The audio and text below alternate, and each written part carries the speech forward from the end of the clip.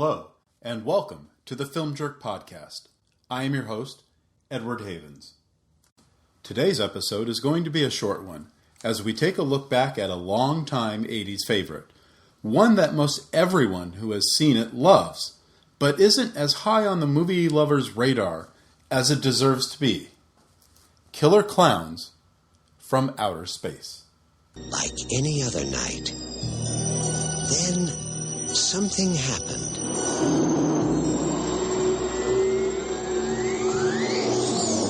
You see that? Something different. It's no shooting star. Why here? Why now? Why clowns?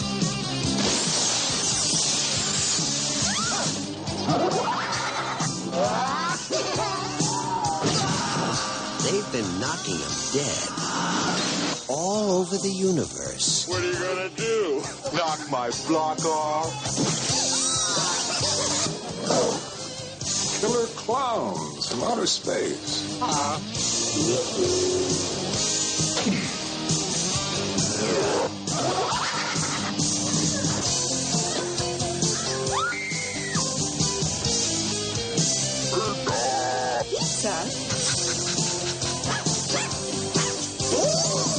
Maybe they're just cruising through the galaxy and stopped here for a bite to eat. You don't need a police pal, you need a psychiatrist.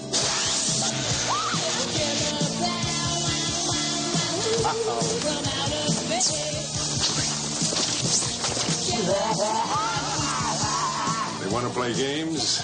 They're messing with the wrong guy. What are you in for? Killer Klowns from Outer Space. It's crazy. Killer Klowns from Outer Space would be the first feature film for the Chiodo Brothers, eldest brother Charles, middle brother Stephen, and youngest brother Edward.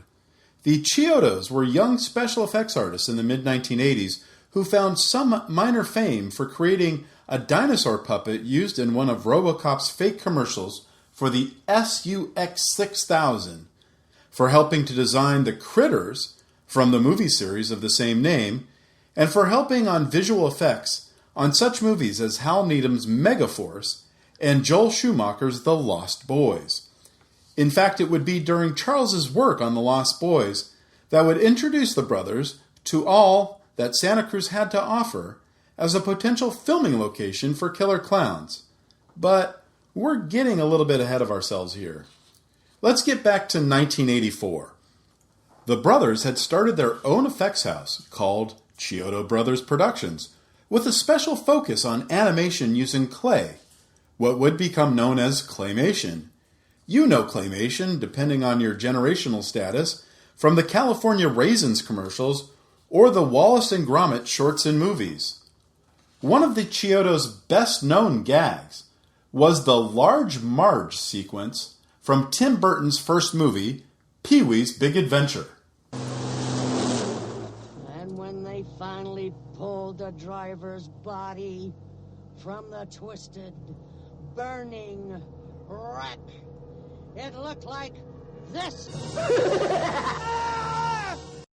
Oldest brother Stephen Chiodo had worked with Tim Burton on his 1982 short film Vincent and knew who to turn to for this short but effective gag.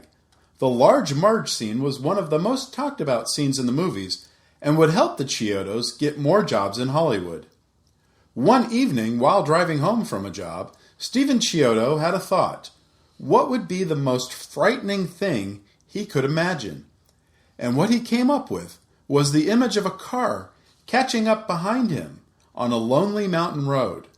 When it passed him, he would look over to see a clown staring back at him. Stephen would present the idea to his brothers, and very quickly they had a full story idea for Killer Klowns. But it was Charles Chiodo who came up with the twist. What if the clown was an alien? And what if the clown wasn't driving a car, but was floating above the ground? The screenplay came together rather quickly, and in late 1986, They would, thanks to a friend, pitch the idea to Trans World Entertainment, the B-movie production company behind such films as Creature, I, Madman, Programmed to Kill, Rage of Honor, and White Ghost.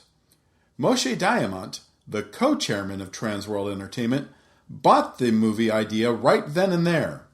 One company, one pitch, one green light.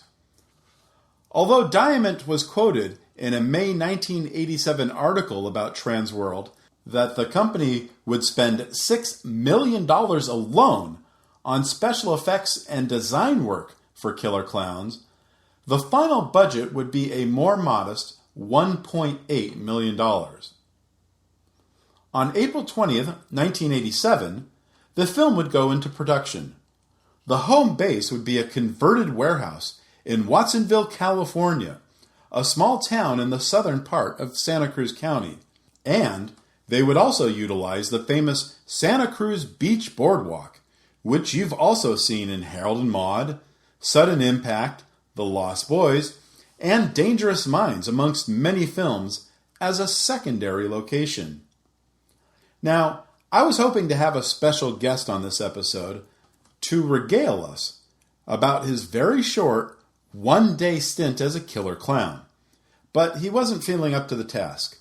So instead, I'm going to present his memories from filming, as he wrote in his review of the Killer Klowns DVD that was released in late August 2001.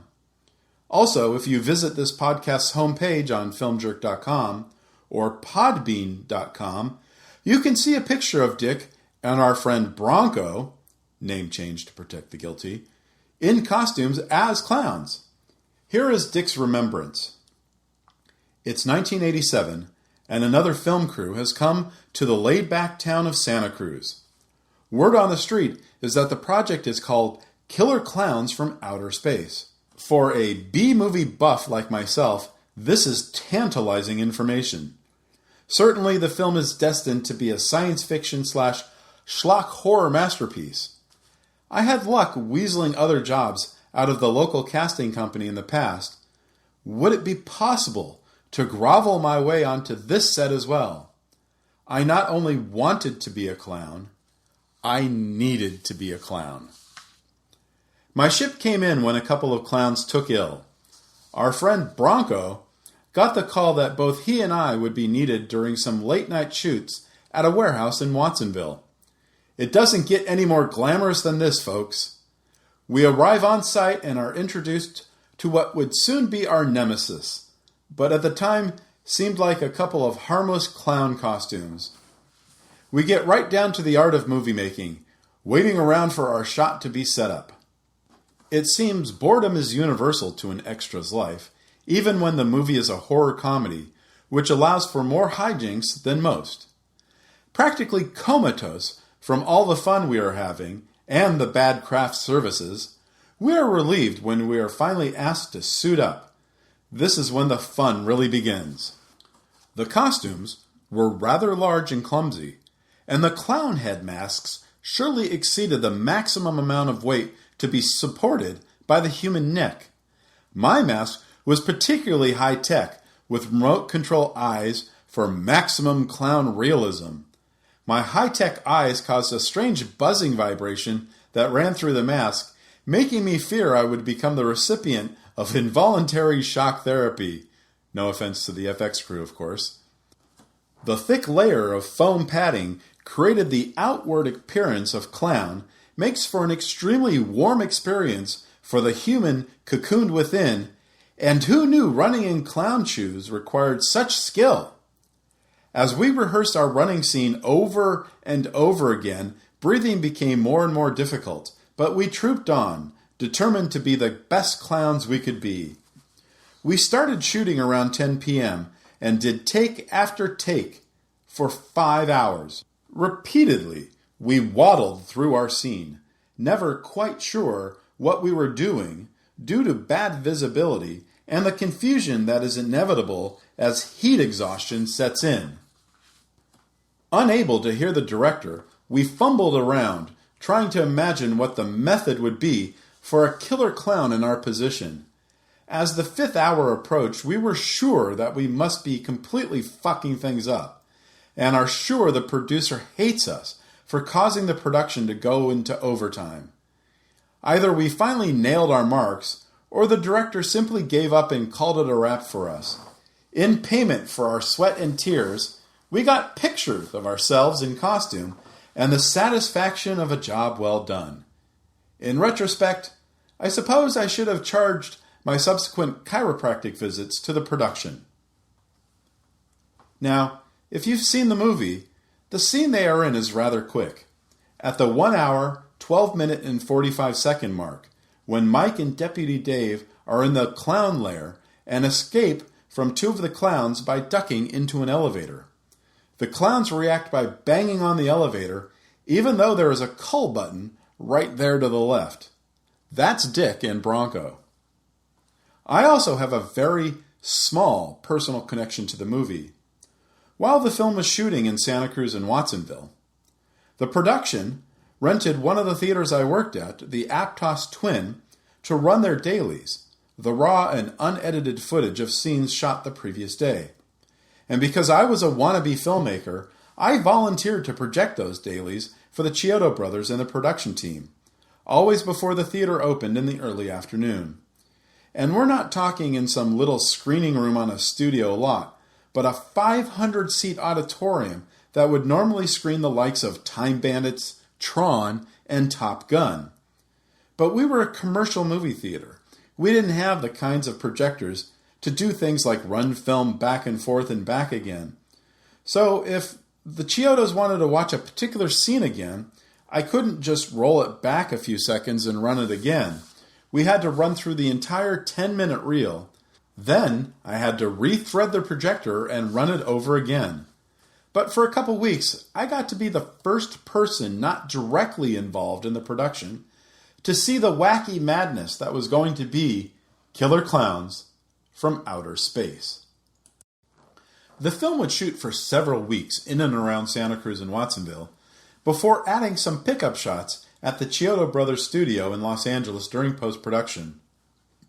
The score started recording on Halloween Day, and the film would be completed before the end of the year.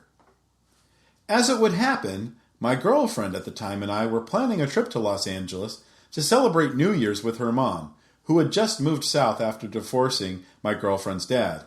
And somehow, Dick and another friend, who we'll call Beach because everyone just calls him Beach, and that is his real name, ended up joining us. We went to see a bunch of movies that weren't playing in Santa Cruz yet, like Good Morning Vietnam, Ironweed, and Moonstruck, but somehow Dick talked us all into heading into Hollywood to go to the Trans World building on Sunset Boulevard, which is now the West Coast headquarters for CNN, because he wanted to know when the film was coming out. It was a stupid plan. Hell, it wasn't even a plan. It was just stupid. But back then, a person or group of people could just enter a building, go right to the bank of elevators, right up to the floor you wanted, and walk into the offices of an independent distributor, which is exactly what we did. But the receptionist was not impressed with one of the killer clowns standing in front of her, demanding to see Moshe Diamant to know when his movie was coming out in theaters. We'd soon have our answer, though. Transworld Entertainment scheduled the release of the film for June 3rd, 1988. Now, the internet will tell you the film opened 1 week earlier, on May 27th, but I cannot find a single display ad or review from any newspaper on that date. I can find a full-page display ad and a short but positive review of the movie in the June 3rd Los Angeles Times. Now, how well did the film do? We may never know. It appears Transworld never reported grosses for the film, which played in 13 theaters in and around Los Angeles and another 5 in San Diego, and then did very little, if anything, to support the film after that first burst of a release. In fact, I cannot find a single other play date in the rest of the country during 1988, except for the one that I know about personally, at the Nickelodeon Theater in Santa Cruz on Friday, August 12th, since that's where Dick, Bronco, Beach, and I saw it, at the end of the damn craziest movie day I had ever had to that point. As we had driven from Santa Cruz to San Francisco at 5 in the morning to make sure we were able to see the first show of Martin Scorsese's Last Temptation of Christ at the North Point Theater, which had also opened that day. That's 80 miles each way to see a movie and experience the absolutely mind-fucking bonkers scene that surrounded the release of the film. But that's another story for another day. Killer Klowns would get released on VHS through Media Home Entertainment in early 1989, and my friends and I would watch it regularly, even if only to watch Dick and Bronco's single 5-second scene. It would also play on cable regularly throughout the late 80s and early 90s. MGM UA would release it on DVD as part of their excellent Midnight Movies collection in August 2001, and it would be released twice on Blu-ray, first by MGM UA in 2012, and then a better special edition disc from Arrow Films in 2018. For me, what I love about the movie is that it's a lot of fun and just the right amount of horror without going overboard. John Vernon, whom most of us know as Dean Warmer from Animal House, had already perfected his smarmy asshole character by 1987, and his Sheriff Mooney is for me the best part of the film. The main leads, Grant Kramer, Suzanne Snyder, and John Allen Nelson, are effective but not particularly interesting, which really isn't a problem here because the stars of the movie are the damn clowns. Their costumes, the practical on-set effects, the creepy heads, I love it all. I am never bored watching it, and I can still laugh at the same gags I've laughed at dozens of times before. And even if you're afraid of clowns, this movie should not scare you too much. In the hands of many other filmmakers of the day, this would have been covered in buckets of blood and pus and splattered brains, trying to one-up movies like A Nightmare on Elm Street 4, The Dream Master, and Friday the 13th Part 7, The New Blood, one which would open a few weeks before Killer Klowns, and the other a few weeks after. And maybe that's why the film enjoys a cult favorite status, but isn't held to the same esteem as The Blob, or The Evil Dead, or Puppet Master, or Reanimator. In the 80s, horror often meant blood and violence and slaughter and carnage and gore and even more gore and more gore still. And damn it, what the hell is a movie with a title like Killer Klowns from Outer Space doing with a PG-13 rating anyway?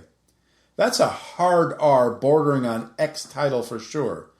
And damn it, it's got clowns drinking blood from people, cocooned in giant cotton candy coffins, and one person is being used like a puppet because he's been hollowed out by one of the clowns.